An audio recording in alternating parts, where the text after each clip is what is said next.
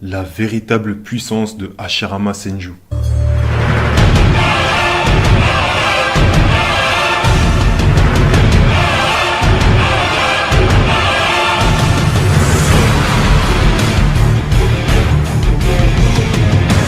Je pense que la puissance d'Hashirama ne fait pas trop débat dans la communauté. Tout le monde sait qu'Hashirama fait partie des plus puissants du monde Shinobi. Mais parfois certains le sous-estiment, oubliant même qu'il est la réincarnation d'Ashura. Alors aujourd'hui, on va rétablir la vérité sur la puissance de Hashirama. Et pour justifier sa puissance, je vais m'appuyer sur des faits du manga et de l'anime. Bon, déjà Hashirama a été décrit comme étant le dieu des shinobi à une époque où le ninjutsu existait déjà, ce qui est déjà un très gros titre, sachant que le Rikudo Sennin lui-même a vécu sur la Terre. Voilà pour le fait numéro 1. Et du coup, passons au fait numéro 2. Personne ne sait réellement comment Hashirama est mort. Sachant que Edo Tensei ramène des morts à la vie avec leurs vêtements qu'ils avaient avant de mourir, on peut en déduire qu'Hashirama est mort au combat. Bien sûr, on va exclure le cas de Madara, puisque lui, c'est Kabuto qui l'a entre guillemets retouché, mais du coup, comme convenu, on va s'attaquer au cas de Hashirama. Sachant que Hashirama est revenu avec sa tenue de combat, on peut donc en déduire qu'il est mort au combat. Mais ce qu'on sait, c'est qu'à cette époque, même Madara n'était pas de taille pour vaincre Hashirama. Pourtant, ces deux ninjas étaient largement au-dessus du monde Shinobi. Alors, qui peut bien avoir tué Hashirama? Si même Madara n'a pas pu le faire, qui d'autre a pu accomplir cet exploit? Eh bah oui, c'est les Otsutsuki.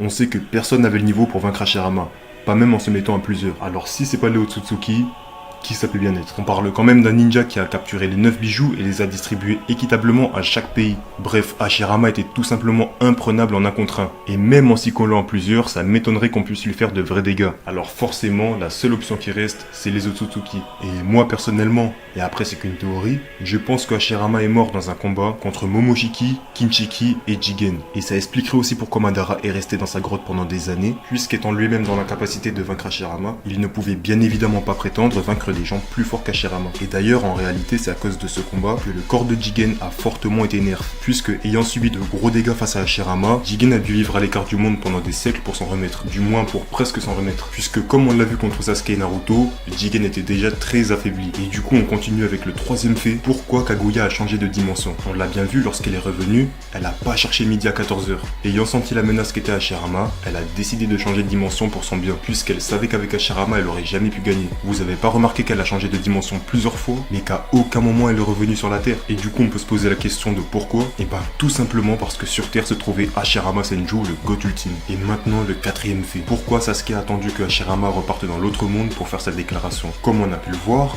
au lieu de faire sa déclaration directement, comme quoi il voulait anéantir les Kage, Sasuke a tout simplement attendu que Hashirama rejoigne notre monde pour la faire. Voilà tout simplement pourquoi Sasuke n'a pas fait sa déclaration lorsque Hashirama était encore là. Tout bêtement parce qu'il savait qu'il n'était pas de taille face à Hashirama. Et maintenant on passe au fait numéro 5, le dernier fait. Bon, pour ça très peu de personnes sont au courant, mais Hashirama possède bel et bien le mot d'Armite Rikudo. En effet, comme on l'a vu pendant la 4ème grande guerre, Hagoromo est venu sur le champ de bataille. Et lorsqu'il est venu, on a bien vu qu'il a parlé avec le Hokage. Et désolé du spoil, cette partie du manga n'a pas été dévoilée au grand jour, mais moi et très peu de personnes sont au courant de ce qui s'est réellement passé. Du coup, je vais tout vous expliquer. Lorsque Hagoromo est venu parler au Hokage, à un moment il a parlé à Hashirama et lui a dit qu'il était la réincarnation d'Ashura, tout comme Naruto. Et justement, cette scène n'a pas été diffusée dans le manga ni dans l'anime. Du coup, comme moi je suis au courant de ce qui s'est passé, je vais tout vous dévoiler. Bon, c'est très simple.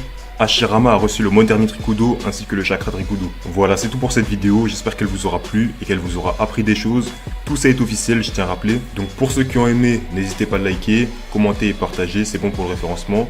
Et surtout, abonnez-vous si vous avez aimé. Sur ce, je vous dis à la prochaine pour une nouvelle vidéo. Sayonara.